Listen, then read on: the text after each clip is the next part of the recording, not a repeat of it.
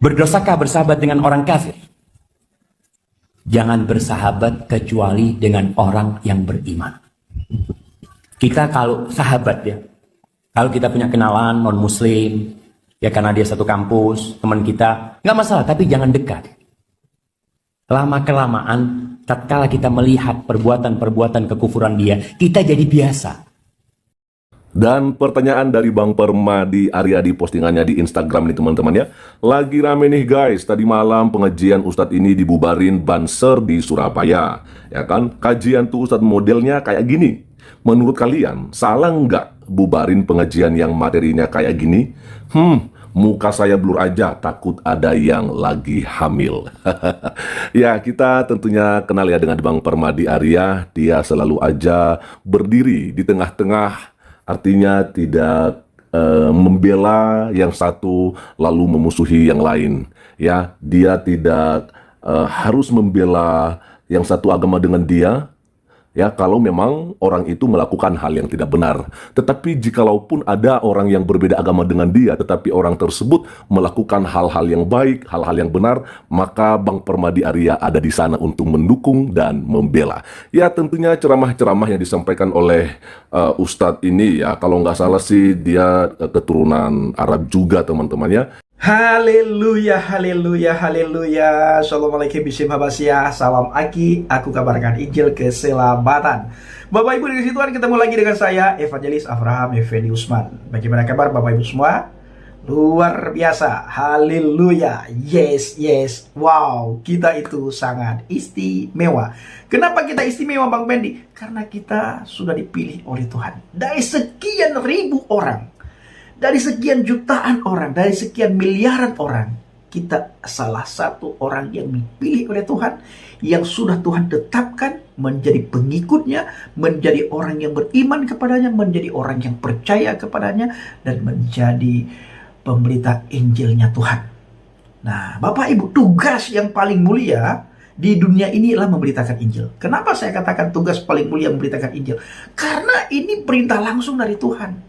Amanat agung ini bukan perintah dari gereja, bukan perintah sinode, tetapi perintah langsung dari Adonai Yesus HaMashiach. Perintah langsung dari Yesus, pergilah. Kita didorong untuk pergi, didorong untuk berangkat. Maka ketika kita pergi beritakan Injil, itu ada sukacita yang tidak bisa kita ucapkan saudara ya, yang tidak bisa kita buat-buat. Benar-benar sukacita melimpah ketika kita memberitakan Injil. Kenapa? Karena di saat kita beritakan Injil itu saudara, Tuhan menyertai kita. Ada penyertaan Tuhan. Kita melihat pemeliharaan Tuhan di situ. Kita melihat kuasa Tuhan di situ. Ya, itu luar biasa saudara. Tetapi Alkitab mengingatkan kita, jangan bangga dengan semua apa yang sudah kamu lakukan, tetapi berbanggalah, berbahagialah karena namamu tertulis di Kitabul Hayat, di buku kehidupan, di kitab kehidupan. Haleluya.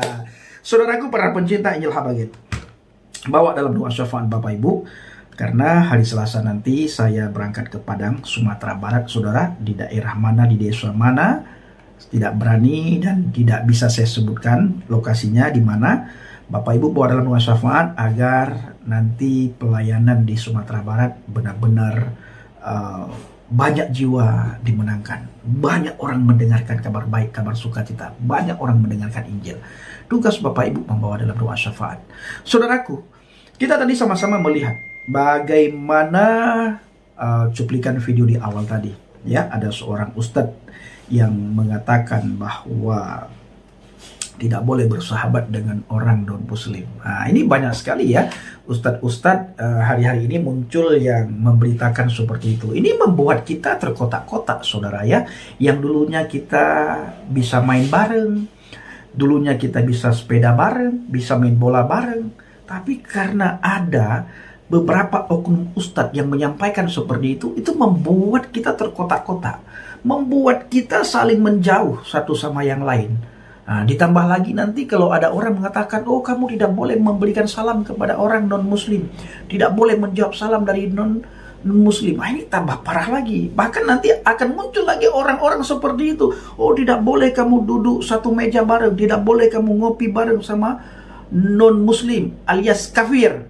Bapak Ibu pernah nggak mendengar ada penceramah, ada pemuka agama dari golongan mereka, atau ada oknum ustadz yang mengatakan tidak boleh bekerja di tempat orang kafir?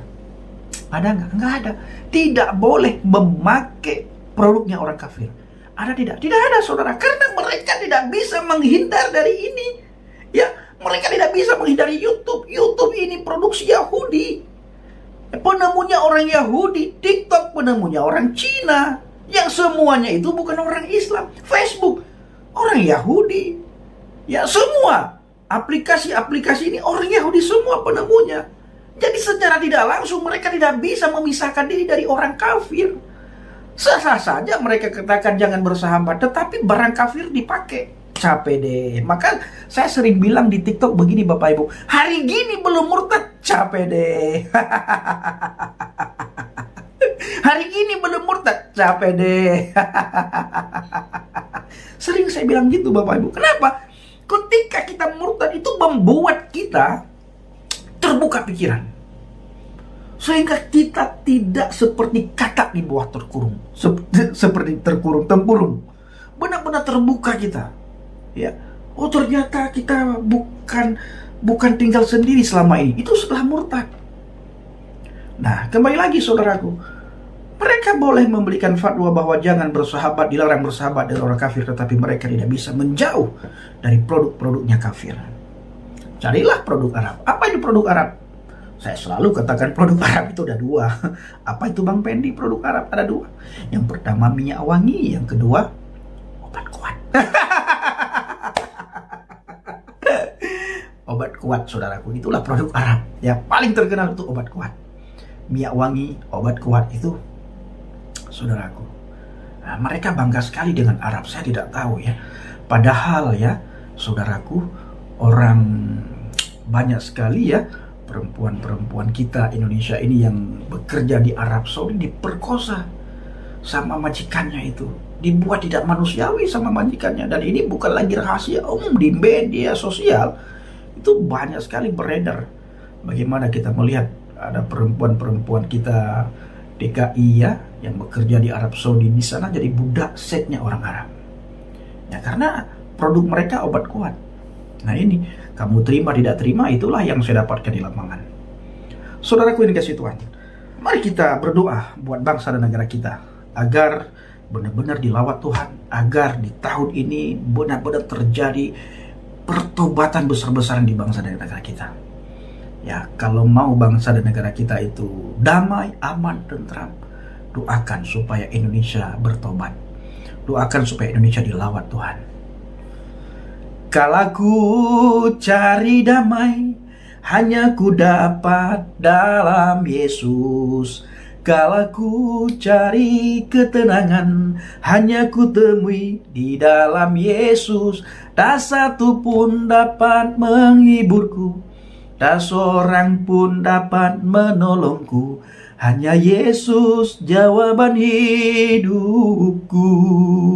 Bersama Dia hatiku tenang, walau dalam lembah kekelaman. Bersama Dia hatiku damai, walau hidup penuh tantangan. Tak satu pun dapat menghiburku, tak seorang pun dapat menolongku. Hanya siapa? Hanya Yesus jawaban hidupku. Hanya Yesus saudaraku jawaban hidup kita. Kita damai, kita tenang dalam Dia. Jiwa kita tentram dalam Dia. Sukacita kita itu penuh dalam Dia saudaraku. Maka kalau Bapak Ibu lihat Pendi Aceh ya, lihat Effendi Usman Mutadin Aceh, selalu sukacita. Kenapa? Karena di dalam Tuhan sukacita melimpah. Nah, di dalam Tuhan sukacita melimpah.